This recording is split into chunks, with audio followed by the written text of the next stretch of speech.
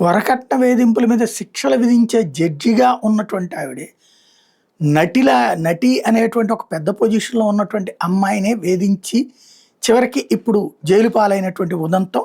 మధ్యప్రదేశ్ రాజధాని భోపాల్‌లోని అత్తింట్లో అనుమానాస్పద స్థితిలో మృతి చెందిన నటి, మాజీ మోడల్ త్విషా శర్మ కేసు మరో మలుపు తిరిగింది.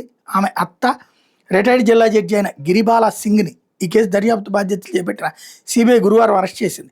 అంతకుముందు మధ్యప్రదేశ్ హైకోర్టు ఈ కేసులో దిగువ కోర్టు ఆమెకి ఇచ్చిన ముందస్తు బెయిల్ రద్దు చేసింది. ముగ్గురు అధికారులతో కూడిన సీబీఐ బృందం దర్యాప్తులో భాగంగా ఉదయం 10:30 గంటల సమయంలో గిరిబాలా సింగ్ని ఆమె నివాసంలో అదుపులో తీసుకున్నారు.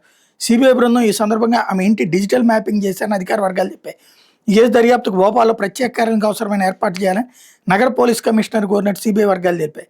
త్విషా శర్మ మృతి కేసులో వివిధ ఘటనల క్రమం, గిరిబాలా సింగ్ మీద వస్తున్న ఆరోపణల నేపథ్యంలో ఆమెకు మంజూరు చేసిన ముందస్తు బెయిల్ రద్దు చేస్తున్నట్టు బుధవారం నాడు మధ్యప్రదేశ్ హైకోర్టు చెప్పింది.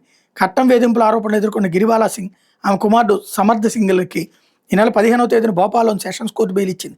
సొలిసిటర్ జనరల్ తుషార్ మెహతా బుధవారం సీబీఐ తరపున కోర్టులో పిటిషన్ వేశారు. త్విషా అత్త గిరిబాలా సింగ్, భర్త సమర్థ్ సింగ్ని ముందస్తు బెయిల్ మంజూరు విషయంలో దిగువ కోర్టు అన్ని అంశాలు పరిగణలోకి తీసుకోలేదన్న విషయం అర్థమవుతోందంటూ పేర్కొన్నారు. అత్తింటి వాళ్ళు త్విషాను సంతోషంగా ఉండేందుకు, కనీసం బాధపడేందుకు సైతం అవకాశం ఇవ్వలేదన్నారు. ముందస్తు బెయిల్ పొందిన గిరిబాలా సింగ్ 18వ తేదీన మీడియా సమావేశం ఏర్పాటు చేసి త్విషా శర్మ మీద అనేక రకాలుగా ఆరోపణలు చేస్తూ ఆమె ప్రతిష్టకు భంగం కలిగించడానికి ప్రయత్నించారని చెప్పారు. గిరిబాలా సింగ్ తనకు బలువడుగును ఉపయోగించుకుని ఘటనా స్థలంలో ఆధారాలు తారుమారు చేశారన్నారు. ఈ పరిస్థితుల్లో సాక్ష్యాధారాలను సరిగ్గా పరిశీలించాల్సిన బాధ్యత ట్రయల్ కోర్టు మీద ఉన్నందున ఆమెకు ముందస్తు బెయిల్ ఉత్తర్వులు కొట్టేయాలన్నారు.